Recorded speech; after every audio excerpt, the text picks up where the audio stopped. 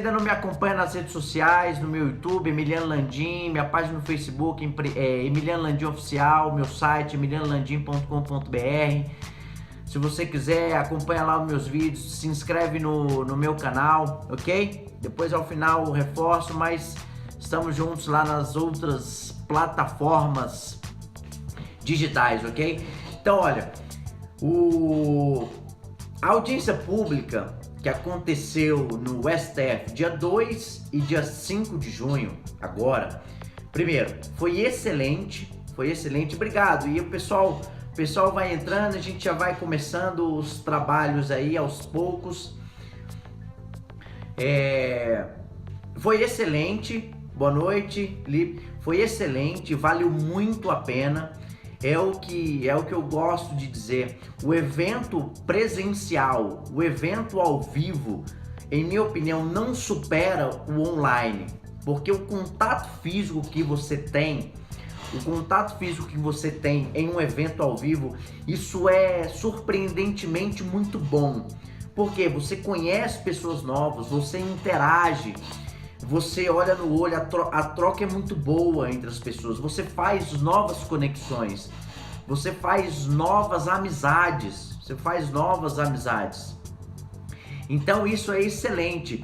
E claro, é o que eu sempre digo, uma das habilidades do século XXI é você se conectar o tempo todo com as tecnologias e com as pessoas. Então, se você tiver oportunidade, sempre vá para algum evento ao vivo. Você aprende infinitamente mais do que um evento online. Online tem muita coisa boa, mas se tiver a oportunidade, como Emiliano tive aqui em Brasília, de ir na audiência pública aqui no Supremo Tribunal Federal, foi excelente. Não sei quando vou ter a outra oportunidade novamente. Então, valeu super a pena e conheci pessoas valiosas que trabalham no Conselho Federal. Ou seja, você amplia o seu conhecimento quando você se agrega a outras pessoas. Então, vale a pena você seguir em um evento presencial, recomendo.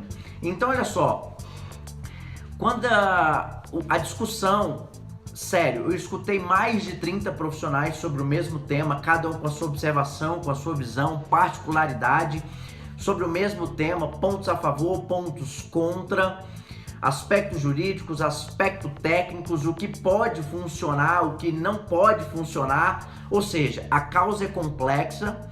O próprio ministro Edson Fachin falou, a causa é de alta complexidade, e cenas dos próximos capítulos, porque vai demandar um excelente estudo até do que eles ouviram. Então vou falar da ADIM, que é a 5527, que é a ação direta de inconstitucionalidade 5527. Ela é da relatoria da ministra Rosa Weber. E a outra é a DPF, ação de descumprimento fundamental. Ação de descumprimento fundamental é quando há o desrespeito a preceitos fundamentais, atos normativos ou não. E aí, são essas duas ações que foram objetos de discussão no Supremo Tribunal Federal. E aqui a ideia não é ler artigo, não é ficar lendo a literalidade da lei. Depois, se você tiver curiosidade, você lê o artigo aqui, é explorar o que eu, Emiliano, vi diante o cenário dos 2 dias, sexta e segunda-feira. A questão da ação direta de inconstitucionalidade da relatoria da ministra Rosa Weber, o que se discute? A possibilidade ou não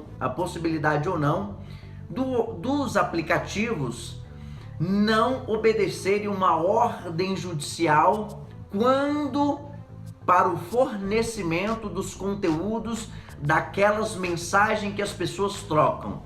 Então eu vou repetir. Então a questão é, aplicativos, diante uma ordem judicial, você tem que passar para as autoridades judiciárias os conteúdos trocados entre as pessoas, entre os grupos, para uma eventual persecução penal. E claro, se você quiser comentar, fica à vontade, comenta, fala, vamos interagir. A ideia não é aula, é um bate-papo mesmo, você interagir junto comigo. Então a questão é saber se é possível ou não fornecer os conteúdos para as autoridades judiciárias do que as pessoas trocaram de mensagem. Essa é a discussão, tanto na ADIM, que está lá no Marco Civil, e também na DPF da relatoria do ministro Edson Fachin, ok? Mas antes de a gente entrar no mérito em si, vamos contextualizar como é que foi as questões dos bloqueios do WhatsApp. As questões do bloqueio do WhatsApp começaram em fevereiro de 2015, foi o primeiro bloqueio, foi do juiz de Teresina, primeiro bloqueio do WhatsApp em razão do descumprimento de uma ordem judicial do WhatsApp em não fornecer os conteúdos que a autoridade judiciária queria para uma eventual persecução penal. Isso em dezembro de 2015, ok? Quando foi, fevereiro de 2015, aí quando foi em dezembro de 2015, a juíza de São Bernardo do Campo realizou um novo bloqueio e esse durou apenas 12 horas. Então, um em fevereiro de 2015, o outro em dezembro de 2015, como se não bastasse tanto, em março de 2016, teve uma ordem judicial para prisão do presidente do Facebook Brasil. Então ele foi detido por 24 horas, isso em março de 2016. Prisão do presidente do Facebook Brasil, mas ele ficou tão somente por 24 horas e logo ele foi liberado. Que a gente não possibilita acesso simplesmente, não há como, mas isso é uma beleza, bacana, excelente comentário. A gente fala da criptografia. Quando foi em abril de 2016, o WhatsApp divulga, após a prisão do presidente do Facebook Brasil, quando foi em abril de 2016, o WhatsApp lança criptografia ponta a ponta, ou seja, as nossas mensagens são protegidas, o nosso conteúdo é protegido, Vou explorar mais na frente. Então, em abril de 2005, criptografia ponta a ponta, certo? E quando é em maio de 2016, o juiz de Lagarto, em Sergipe, vem e bloqueia o WhatsApp por 24 horas. Em maio de 2016, no mesmo mês, aí as duas ações são ajuizadas, a ADIM, que é a 5527, relatoria da ministra Rosa Weber, que ela foi ajuizada pelo Partido da República, e a DPF 403, que foi ajuizada pelo Partido Popular Socialista. E aí quando foi em julho de 2016, um novo e último bloqueio, que aí foi da Vara Criminal de Duque de Caxias, que foi revertida pelo ministro Ricardo Lewandowski, e aí estamos nessa discussão. Então, o último bloqueio do aplicativo WhatsApp aconteceu em julho de 2016. Tudo bem? Só para a gente contextualizar a questão dos aplicativos e a ordem cronológica que todos eles aconteceram. E aí, ok, eles querem a inconstitucionalidade de alguns dispositivos do Marco Civil, ou seja, WhatsApp, aplicativo, você tem que observar a lei brasileira, mas da forma que está é inconstitucional, E aí, o Ministério Público, qual foi o argumento do Ministério Público contra, qual foi as razões do Ministério Público e também da própria Associação da Magistratura, da própria OAB, do Conselho Federal, que estava lá quem representava era o Alexandre Ateniense e a professora Cláudia Lima Marques. Então a questão é, o Ministério Público, a Associação dos Magistrados e a própria OAB defendem o seguinte: assim a possibilidade de suspensão do aplicativo WhatsApp por descumprimento de ordem judicial para fins de persecução criminal. Então, pode sim o aplicativo ser suspenso em caso de descumprimento da ordem judicial, já que no Marco Civil tem expressamente que há obrigatoriedade de se observar uma ordem judicial nesse sentido. E aí são diversos argumentos. Quando o aplicativo WhatsApp, que foi adquirido pelo Facebook, não cumpre uma ordem judicial, primeiro, fere a soberania nacional, fere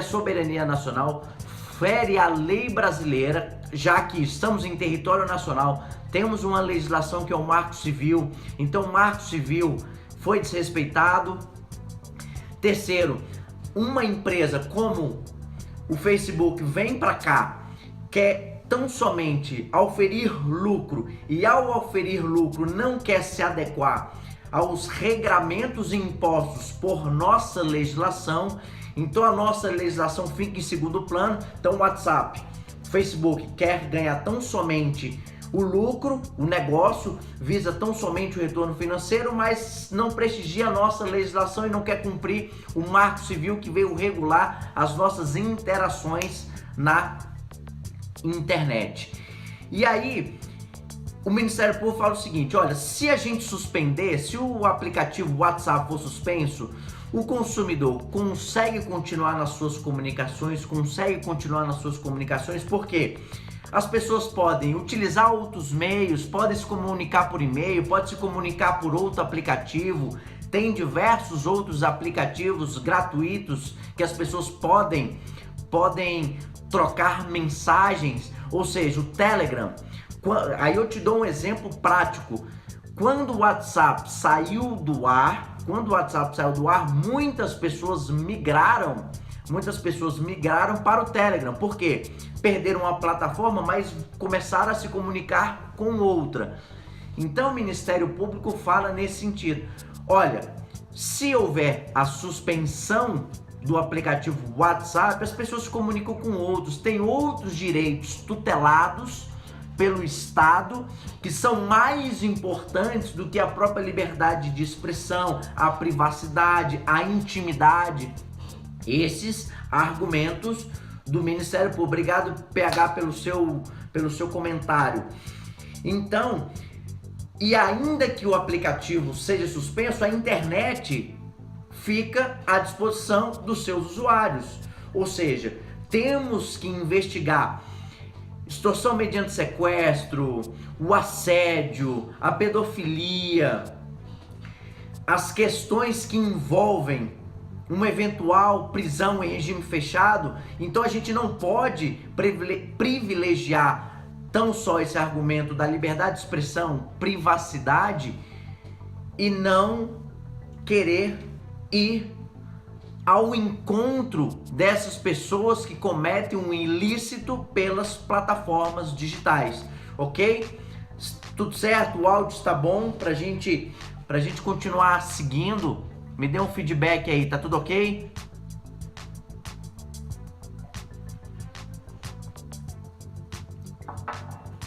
Então, as razões do Ministério Público, da Associação e do Conselho Federal da OAB foram o seguinte: assim, a possibilidade de suspensão do aplicativo WhatsApp, porque o Marco Civil possibilita que, por ordem judicial, o aplicativo seja responsável para entregar os conteúdos. Esse é o argumento a favor da suspensão, parte jurídica.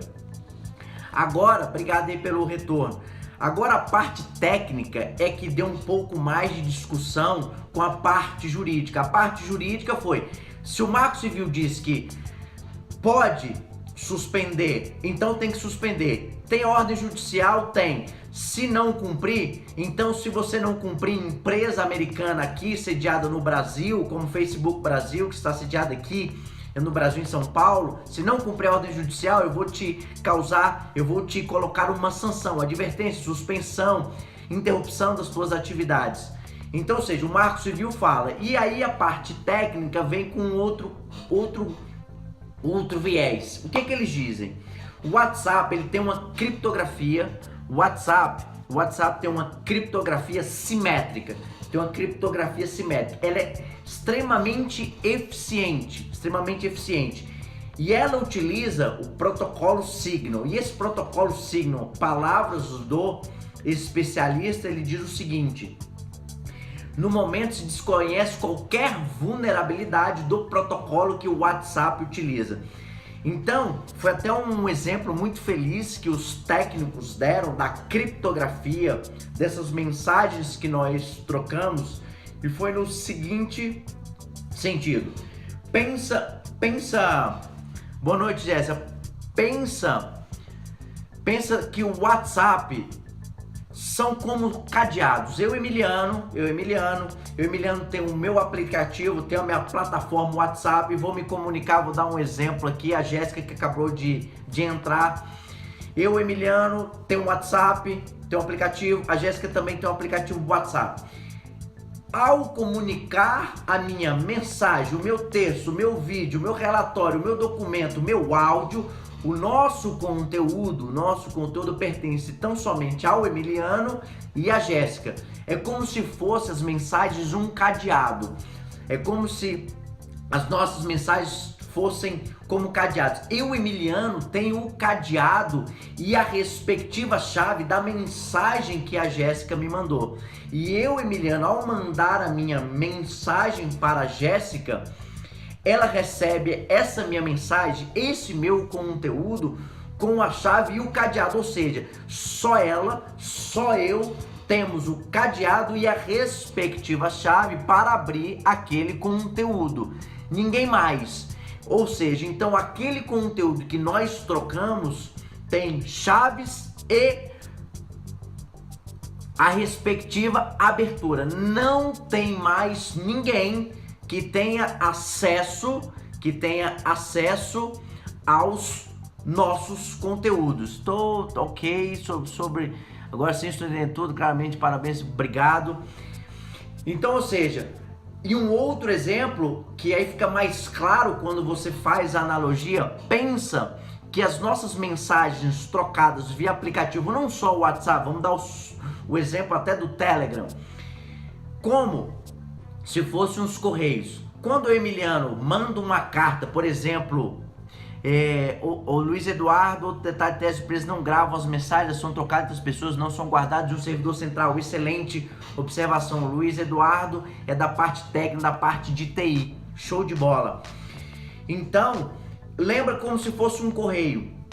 Eu, Emiliano, vou mandar uma carta pro Luiz Eduardo. Emiliano, vou mandar uma carta pro Luiz Eduardo. Essa carta que eu mando para ele passa pelos correios. Mas os correios não vai pegar essa minha carta enviada e abrir para saber qual é o conteúdo. Ela apenas é um transporte entre o que eu, Emiliano, passo para o Luiz de conteúdo. O correio é um mero transmissor daquele conteúdo que só o Luiz, é confidencial, é privativo, é íntimo nosso. Então ninguém mais pode abrir aquele nosso conteúdo.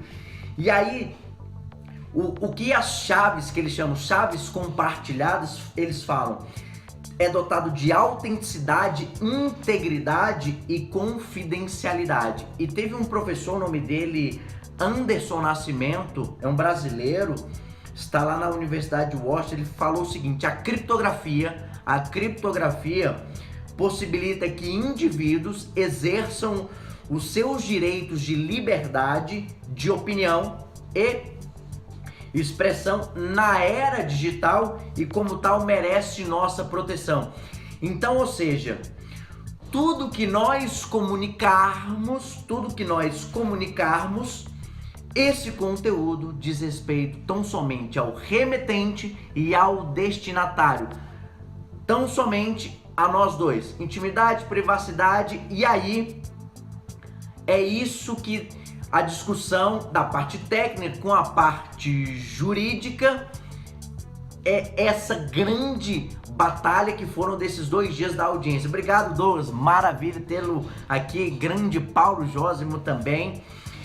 Então, quais são alguns caminhos que a gente poderia fazer, que foi levantado pelos especialistas, no sentido de que, tá, então como é que a gente poderia, nessas mensagens trocadas pelos aplicativos, em uma eventual investigação criminal, em que a gente precisasse apurar o ilícito, mas a gente precisaria do conteúdo. Como é que a gente faria para conseguir esse conteúdo para pegar aquele criminoso, extorsão mediante sequestro, terrorismo, não aqui, mas casos recentes acontecidos no mundo? Então, é o nome que eles falaram, Man in the Middle, é o homem do meio. Vamos supor que é o seguinte, é uma porta dos fundos, em tradução literal, é uma porta dos fundos no aplicativo, é o seguinte, é uma vulnerabilidade. Então, ou seja, você, autoridade policial, você, autoridade judiciária, quer o conteúdo das mensagens trocadas entre aquelas pessoas para uma persecução penal. Então é o seguinte, o caminho é o man in the middle, porta dos fundos, como é que é? É uma vulnerabilidade proposital, inserida no aplicativo,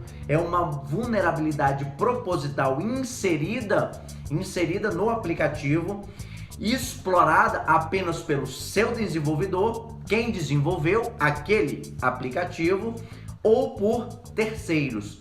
Então, ou seja, aplicativo, coloco uma vulnerabilidade no sistema para que eu tenha acesso ao teu conteúdo. Digamos assim, o Emiliano em seu WhatsApp manda uma mensagem para o PH Lisboa que acabou de entrar. Eu, Emiliano, mando uma mensagem para o PH que acabou de entrar. O conteúdo pertence tão somente a nós dois. Mas vamos supor que a gente está cometendo ilícitos e aí a autoridade judiciária venha nos investigar. O que a autoridade quer? O conteúdo das nossas mensagens para que possa eventualmente nos prender, enfim, e aí a parte criminal. E aí o que acontece? O aplicativo gera uma vulnerabilidade no sistema e essa mensagem que eu transmito para o PH vem e é interceptada e passa-se para a autoridade judiciária. Então, Emiliano, passo a mensagem para o PH, mas ao passar a minha mensagem, ela é interceptada por essa vulnerabilidade passada pelo próprio aplicativo ou terceiro autorizado para transmitir para a autoridade judiciária. E aí acontece alguns problemas que eles falaram. Se colocarem essa vulnerabilidade, quer seja no WhatsApp, quer seja no Telegram, quer seja em outros mecanismos que trafegam na rede, expõe, por exemplo, ativistas que querem combater regimes autoritários, aí ferem direitos humanos. Bacana, a Ana deu um comentário excelente. Por exemplo, expõe fontes de jornalismo investigativo. Que mais? Expõe os delatores que colaboram com a justiça. Então, por exemplo, se eu colocar uma vulnerabilidade do sistema, essas pessoas ficam vulneráveis. Então, o meu sigilo de algumas informações circulam na rede. E aí, ao circular na rede, tudo fica vulnerável. Então, expõe investigadores que precisam de sigilo. Grande Ricardo, só um parênteses, Ricardo Ribeiro é o meu sócio aqui no escritório, bacana. Obrigado aí pelo prestígio, está viajando, mas entrou aqui para prestigiar. Então, tem essas inconsistências. Então, a vulnerabilidade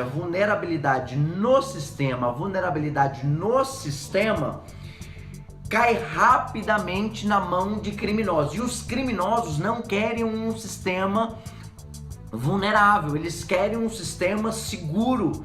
São altamente profissionais, claro, os muito bons no que fazem. E ao serem muito bons no que fazem, eles não querem um sistema vulnerável.